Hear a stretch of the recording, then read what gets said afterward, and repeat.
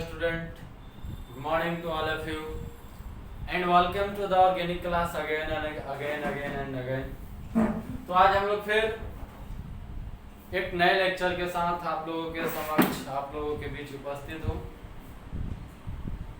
तो पिछले क्लास में हम लोगों ने बेसिकली डिस्कस किया था। पिछले क्लास में हम लोगों ने देखा था कि ग्रिग्नार्ड रिएजेंट जो है वह विभिन्न प्रकार के जैसे कंपाउंड फॉर्मल्डिहाइड के साथ, एसिटल्डिहाइड के साथ, कीटोन के साथ, इवन जो है सो कार्बन डाइऑक्साइड के साथ रिएक्शन करके क्या दे रहा है।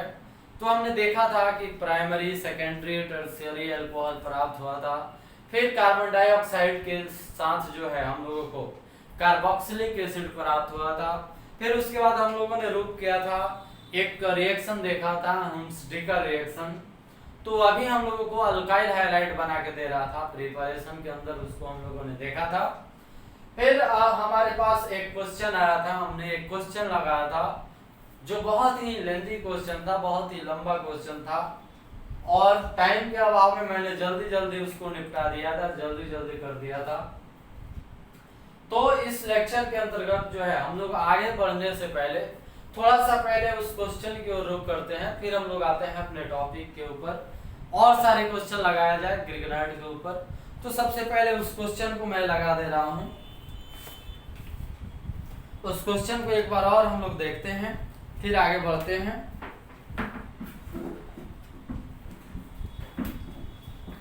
इस क्वेश्चन में जो है हम लोगों को पहचानना था कि ए के जगह पे क्या होगा, बी के जगह पे क्या होगा, सी के जगह पे क्या होगा। तो फर्स्ट स्टेप और सेकंड स्टेप तो आप लोग अच्छे से बना लीजिएगा, आसान है, कोई दिक्कत नहीं है उसमें। लेकिन थोड़ा सा जो ट्विस्ट था इस क्वेश्चन के अंदर, थोड़ा सा जो इसमें लेंथी टर्म था, वह स्टेप नंबर 3 था हमारे पास। वह बहुत लोगों को समझ में नहीं आता है कि आखिरकार यह क्वेश्चन हुआ कैसे है, बना कैसे है। तो जो 3rd हमारे पास टर्म था वह था CH3।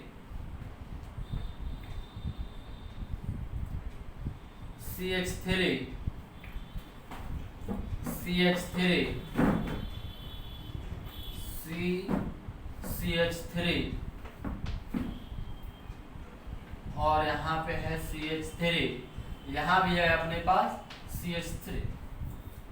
यानी यह एक ऐसा कंपाउंड है जिसमें प्रेजेंस ऑफ 8 कार्बन है, 8 कार्बन है। तो इस कंपाउंड को जो है हम ऐसे भी लिख सकते हैं, ऐसे भी बता सकते हैं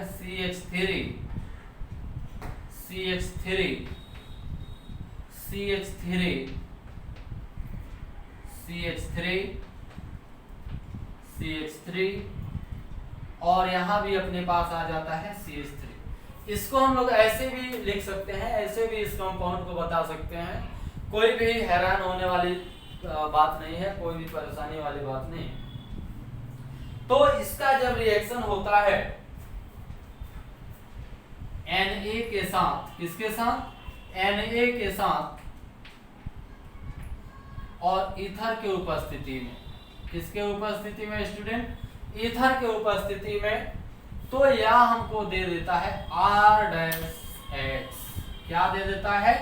R-X।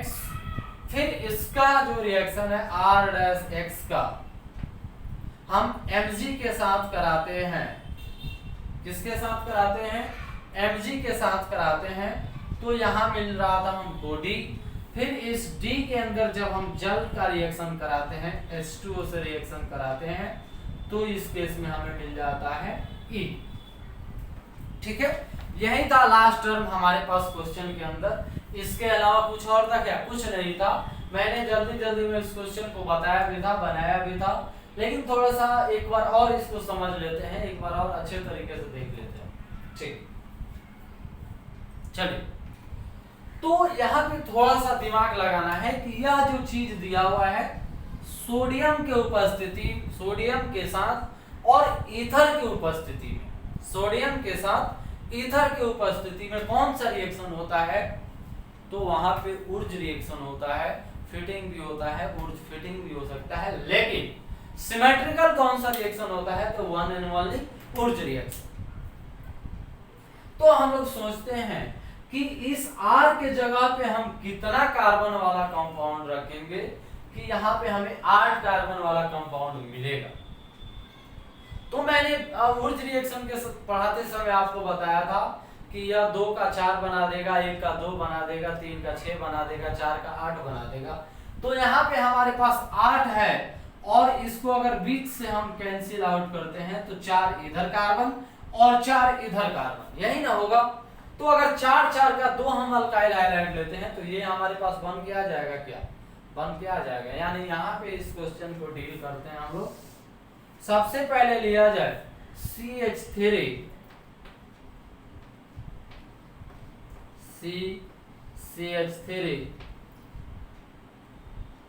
CH3 यहाँ पे हमारे पास है X, क्या है student, X plus 2Na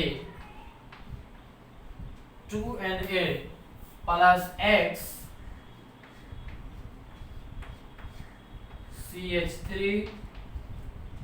CH3 और यहां कर लेते हैं CH3। ठीक, देखिएगा यही ना है। अगर यहां से 2NaX बाहर निकल जाए, 2NaX अगर यहां पे बाहर निकल जाए, किसके उपस्थिति में रिएक्शन हो रहा है स्टूडेंट, ईथर की उपस्थिति में। किसके उपस्थिति में हो रहा है, ईथर की उपस्थिति में। तो हमें एक कंपाउंड मिल जाएगा CH3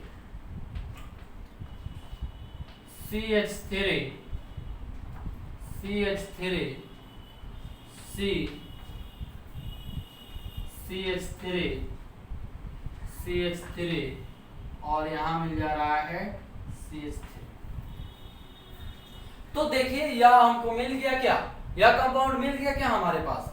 तो यानी इसका क्या मतलब है कि एक अल्काइल रेडिकल इतना पोर्शन है और एक अल्काइल रेडिकल इतना पोर्शन है, यानी एक आर्या है और एक आर्या, दोनों को जब हमने सोडियम के साथ जोड़ दिया है ईथर की उपस्थिति में, तो यह एक कंप्लीट कंपाउंड मिल गया है हमको।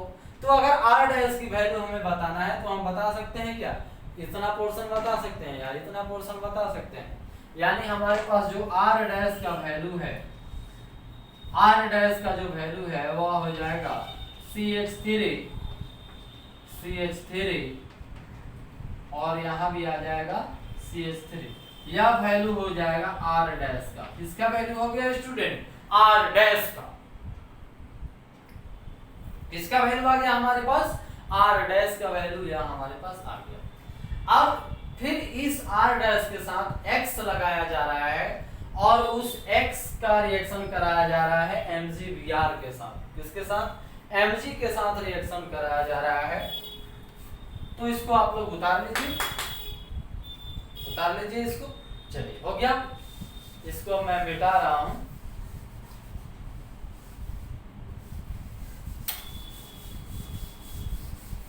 ठीक है, चलिए आगे बढ़ते हैं।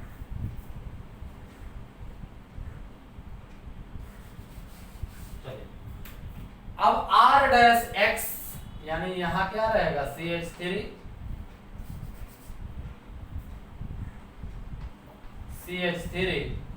और यहां है अपने पास X, इसका रिएक्शन कराया जा रहा है Mg के साथ। किसके साथ रिएक्शन कराया जा रहा है, Mg के साथ। तो फिर यहाँ पे गिरगनार्ड रिएजेंट बनाया जा रहा है, गिरगनार्ड रिएजेंट की बात आ रही है।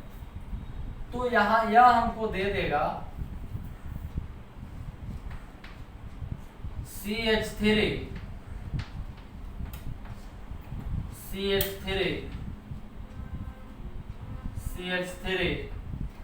और यहाँ आ गया अपने पास MgX।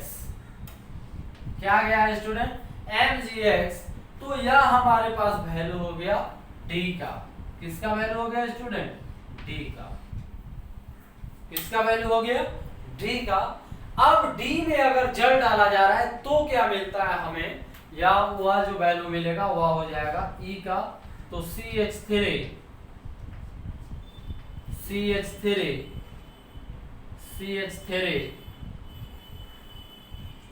और MgX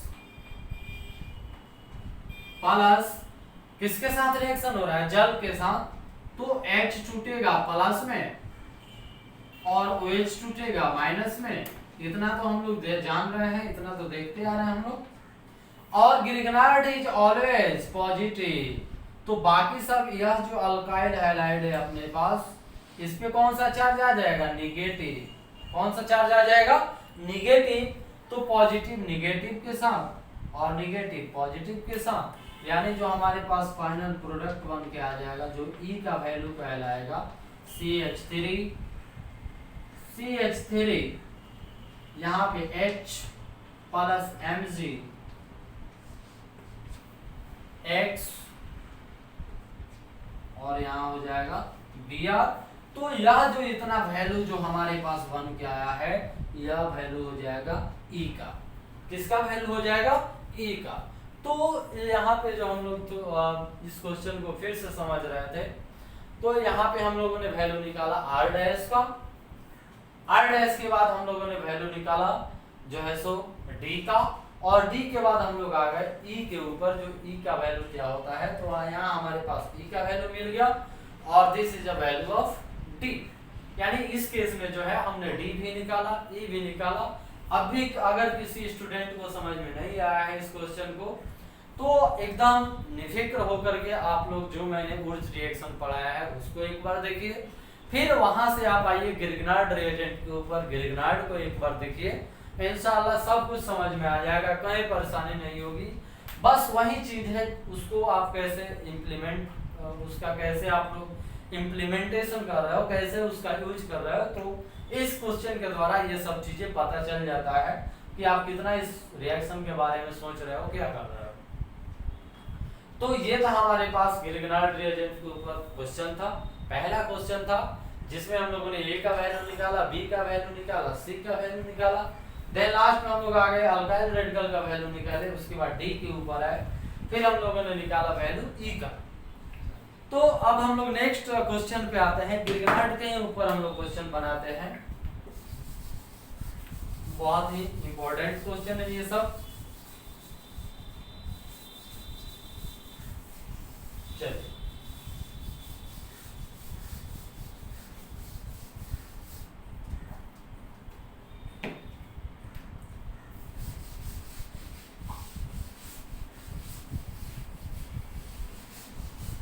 अब हम लोग देखते हैं कि इस रिएक्शन के ऊपर जो है वह 1 नंबर का क्वेश्चन कैसे बनाया जाता है।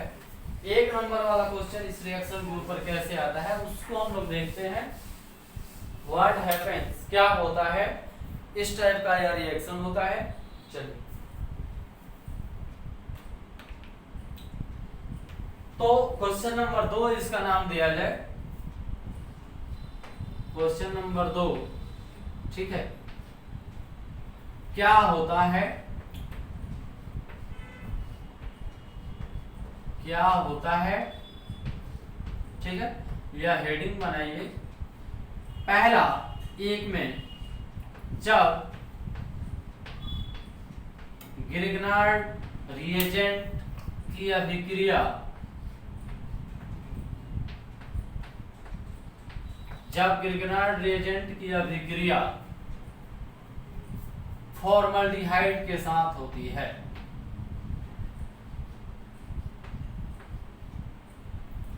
फॉर्मल्डिहाइड के साथ,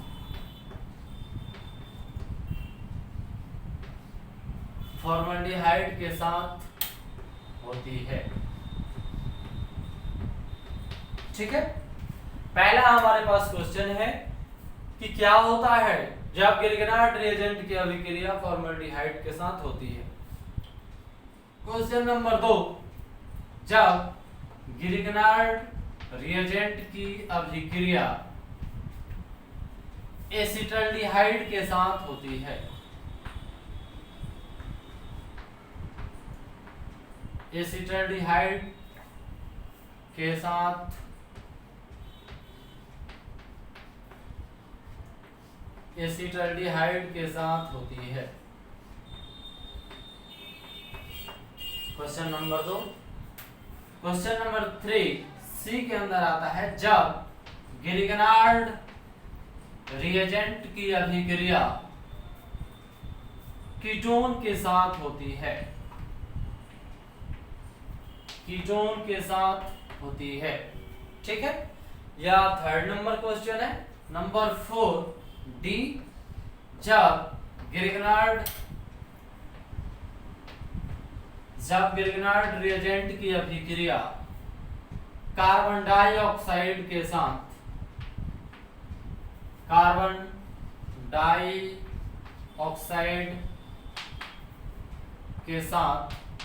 होती है, तो इन सारे क्वेश्चन को आप लोग बना सकते हैं। ये सब का सब क्वेश्चन मैं बता चुका हूं। या आपके एग्जाम में जो है 1 नंबर का एक क्वेश्चन आता है इस टाइप का, तो उसको आप लोग बना सकते हो। उस क्वेश्चन को जो है आप लोग आसानी से निकाल सकते हो, कोई प्रॉब्लम नहीं होना चाहिए। पहला प्राइमरी अल्कोहल देता है, दूसरा सेकेंडरी अल्कोहल देता है, तीसरा टर्शियरी अल्कोहल प्राप्त होता है और चौथा कार्बोक्सिलिक एसिड प्राप्त होता है। तो ये सारे के सारे रिएक्शन हम लोग देख चुके हैं, सारे के सारे रिएक्शन हम लोग बना चुके हैं। तो इस क्वेश्चन को आप लोग बना सकते हो, कोई आपके परेशानी नहीं होना चाहिए। यह आपको रह रहा है HW के रूप में, आप लोग इसे बना लीजिएगा, होमवर्क के रूप में यह रह रहा है। एक मैं बना के दिखा रहा हूँ, आपको लैंग्वेज में लिख देना है कि जब ग्रिग्नार्ड रिएजेंट की अभिक्रिया फॉर्मल्डिहाइड के साथ होती है तो प्राइमरी अल्कोहल प्राप्त होता है। फिर रिएक्शन आपको बना देना है कि RMgX, क्या लिखना है, RMgX किसके साथ रिएक्शन हो रहा है, फॉर्मल्डिहाइड के साथ। तो आपको बना देना है, लिख देना है कि ROH RCH2 OH प्लस बाहर निकल जाता है MgX और यहाँ पे आ जाता है OH। तो यहाँ पे हमको क्या प्राप्त हो गया, 1 डिग्री अल्कोहल। तो ऐसे आप सभी क्वेश्चन को बना सकते हैं, सभी क्वेश्चन को लगा सकते हैं। ये सब मैं बता चुका हूँ, सब मैं आपको समझा चुका हूँ, इसमें कोई भी प्रॉब्लम नहीं आना चाहिए। अगर आ रहा है तो आप जो है सो अपने नोटबुक के अंदर देख सकते हैं और उसका हेल्प लेके इस क्वेश्चन को आप बना सकते हैं। तो पहला क्वेश्चन मैंने यहाँ पे किया है, पहला क्वेश्चन मैंने यहाँ पे लगाया है। ठीक है, तो बाकी सब तीन जो क्वेश्चन है वो आप लोग लगा लीजिएगा, आप लोग उसको बना लीजिएगा। अब हम लोग चलते हैं नेक्स्ट टॉपिक की ओर। नेक्स्ट टॉपिक जो है हमारा वह क्या है उसको हम लोग देखते हैं। तो ये अभी हम लोग क्वेश्चन कर रहे थे ग्रिग्नार्ड रिएजेंट के ऊपर, जो बहुत ही इंपॉर्टेंट रिएक्शन था, बहुत ही जरूरियात रिएक्शन था ग्रिग्नार्ड रिएजेंट। अब हम लोग देखते हैं इसी के आगे,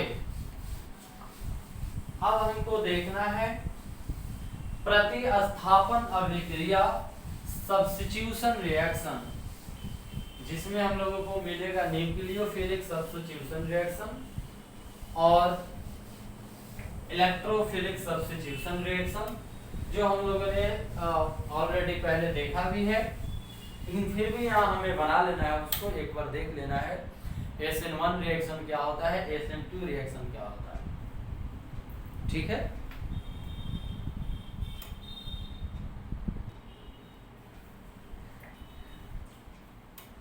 तो अब हम लोग देखते हैं इसके आगे। अब हमारे पास है प्रतिस्थापन अभिक्रिया, सब्स्टिट्यूशन रिएक्शन क्या होता है। तो सब्स्टिट्यूशन जो है यह एक एडजेक्टिव है, लेकिन इसका जो नाउन है वो सब्स्टिट्यूट क्या होता है। जैसे हम लोग क्रिकेट देखते हैं, फुटबॉल देखते हैं या कोई भी गेम देखते हैं, तो जब कोई प्लेयर इंजर्ड हो जाता है, जब कोई प्लेयर घायल हो जाता है, तो एक दूसरा प्लेयर जो है वो स्टेडियम से पवेलियन के अंदर से आता है, फील्ड के अंदर, तो उसको बोला जाता है या एक सब्स्टिट्यूट प्लेयर है या सब्स्टिट्यूशन के लिए आ रहा है। यानी वहां पे क्या होता है कि एक के जगह पे दूसरा आ जाता है, दूसरा के जगह पे पहला आ जाता है। तो ऐसे रिएक्शन को बोला जाता है सब्स्टिट्यूशन रिएक्शन, प्रतिस्थापन अभिक्रिया। यानी इसमें ऑर्गेनिक रिएक्शन के अंदर क्या होगा, एटम्स और ग्रुप जो है वह रिप्लेस होगा, उसका सब्स्टिट्यूट होगा दूसरे या एटम या ग्रुप ऑफ एटम के द्वारा। तो जैसे हम लोग देखते हैं कि यह प्लेयर जो है सब्स्टिट्यूट किया गया है, यानी जो पहले प्लेयर घायल हुआ है उसके जगह पे आया है, यानी एक के जगह पे दूसरे का आ जाना। तो वह कहलाता है प्रोसेस सब्स्टिट्यूशन, जिसको हम लोग बोलते हैं प्रतिस्थापन। तो उसी रिएक्शन को हमें अभी देखना है, यह बहुत इंपॉर्टेंट रिएक्शन यह भी है, जिसमें आगे चल के हम लोगों को मिलेगा SN1 SN2 रिएक्शन। तो इस रिएक्शन को हम लोग देखना स्टार्ट करते हैं। सब्स्टिट्यूशन रिएक्शन, प्रतिस्थापन अभिक्रिया।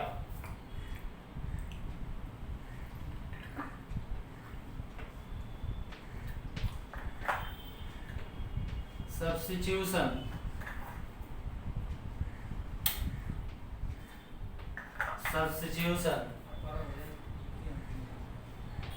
रिएक्शन, सब्स्टिट्यूशन रिएक्शन, प्रतिस्थापन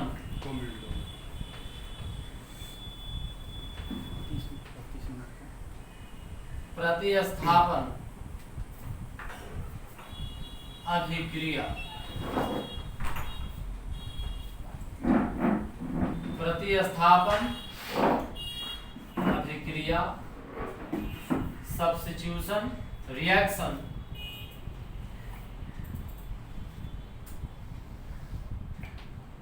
ठीक है, यहाँ पे हमें देखना है सब्स्टिट्यूशन रिएक्शन, जिसका नाम है प्रतिस्थापन अभिक्रिया। ठीक है, तो मान लीजिए सपोज दैट, पहले इसको हम लोग समझते हैं कि A और B है, हमारे पास कोई कंपाउंड है A और B, और यहाँ पे सब्स्टिट्यूट हो रहा है Z। क्या सब्स्टिट्यूट हो रहा है? Z। तो यह बन जाएगा A बॉन्ड Z प्लस बाहर हो गया B, प्लस बाहर हो गया B। इट मींस क्या है इसका मतलब कि B के जगह पे कौन सब्स्टिट्यूट हुआ है? Z। B के जगह पे कौन सब्स्टिट्यूट हुआ है? Z। और B कहाँ चला गया? Z के स्थान पे।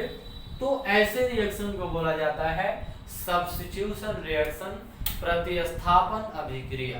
क्या बोला जाता है स्टूडेंट? सब्स्टिट्यूशन रिएक्शन, प्रतिस्थापन अभिक्रिया। एक और देखते हैं, जैसे मान लीजिए सपोज है A और बॉन्ड B, ठीक है, प्लस X और comma Y, X comma Y। इसको कैसे बता सकते हैं हम लोग? इसको कैसे लिख सकते हैं? देखिए, मान लीजिए सपोज दैट B कहाँ सब्स्टिट्यूट हो रहा है? Y के स्थान पे, और Y सब्स्टिट्यूट हो रहा है B के स्थान पे। यानी Y substitute on the place of B and B substitute on the place of Y। तो B कहाँ चला जाएगा? Y के स्थान पे, और Y चला जाएगा B के स्थान पे। तो ऐसे रिएक्शन को बोलते हैं हम लोग सब्स्टिट्यूशन रिएक्शन, प्रतिस्थापन अभिक्रिया, प्लस X और इंटू B। तो यह दोनों का दोनों जो है सो यह रिएक्शन किसका उदाहरण है? एक सब्स्टिट्यूशन रिएक्शन का उदाहरण है, एक सब्स्टिट्यूशन रिएक्शन का एग्जांपल है।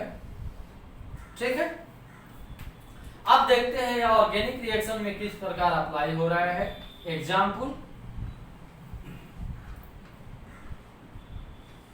हम लोग देखते हैं। H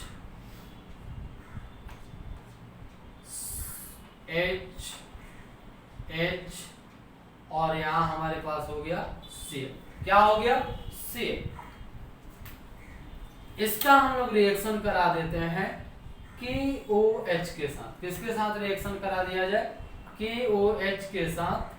KOH का स्टेट कैसा है? एक्वस। कैसा है? एक्वस। देखिए यहाँ पे थोड़ा सा ट्विस्ट है, यहाँ पे थोड़ा सा हमें दिमाग लगाना पड़ेगा। जहां भी KOH का बात आ रहा है, अगर उसका स्टेट जो है सो एल्कोहलिक है, कैसा है? एल्कोहलिक है, तो हमें समझ जाना है कि यहाँ जो है सो एलिमिनेशन रिएक्शन हो रहा है, विलोपन अभिक्रिया हो रहा है। अगर एक्वस स्टेट है तो हम समझ जाएंगे कि यहाँ जो है सो रिप्लेसमेंट रिएक्शन हो रहा है, जिसको बोलते हैं हम लोग सब्स्टिट्यूशन रिएक्शन हो रहा है। ठीक है, तो यहाँ पे जो है OH किसके द्वारा रिप्लेस होगा? Cl के द्वारा। और Cl किसके द्वारा रिप्लेस होगा? OH के द्वारा। तो जो हमारे पास प्रोडक्ट बन के आ जाएगा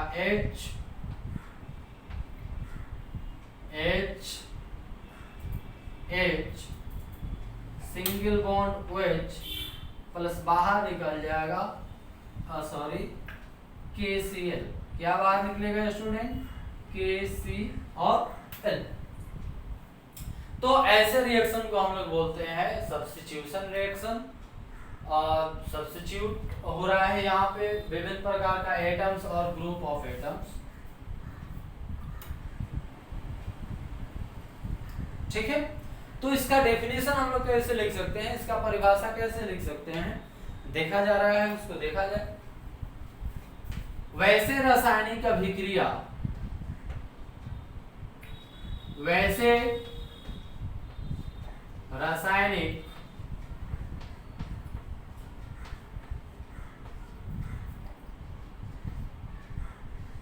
अभिक्रिया, वैसे रासायनिक अभिक्रिया जिसमें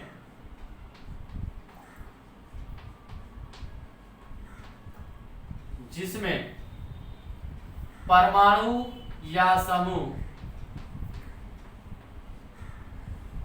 जिसमें परमाणु या समूह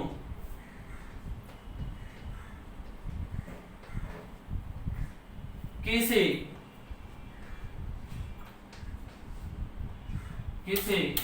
दूसरे परमाणु या समूह के द्वारा, किसी दूसरे परमाणु या समूह के द्वारा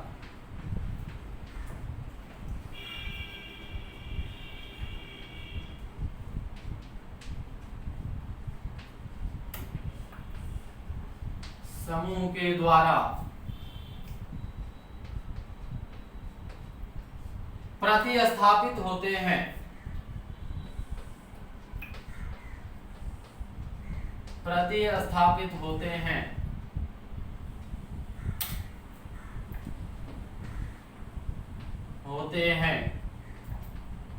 तो उसे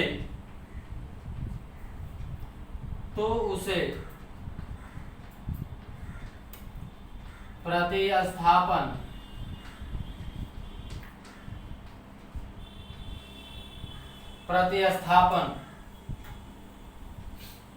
अभिक्रिया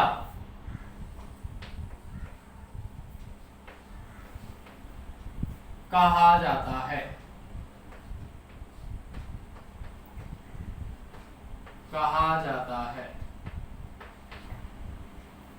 ठीक है। तो वैसे रासायनिक अभिक्रिया जिसमें एक परमाणु या समूह किसी दूसरे परमाणु या समूह के द्वारा प्रतिस्थापित होता है, तो उस रिएक्शन को बोला जाता है प्रतिस्थापन अभिक्रिया। तो जितने लोग हिंदी मीडियम से हैं इस डेफिनेशन को लिख सकते हैं। इसको आप लोग पहले डेफिनेशन लिखिए, देन आई करके दैट इज करके आप लोग इसको बनाइए, और एग्जाम्पल के लिए आप इसको बना सकते हैं, अपने नोटबुक के अंदर इसे लिख सकते हैं। तो इसका जो इंग्लिश डेफिनेशन है उसको भी हम लोग देख लेते हैं। Such organic reaction, such organic reaction in which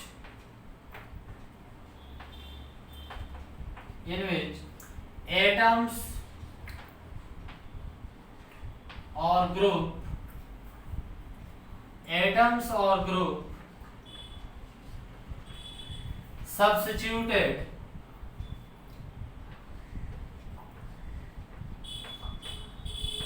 substituted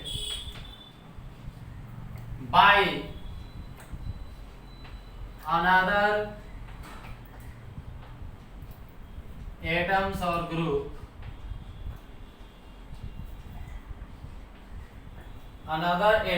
or group,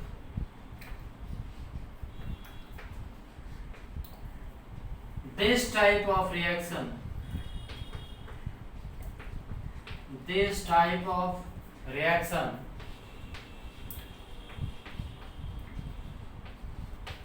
is known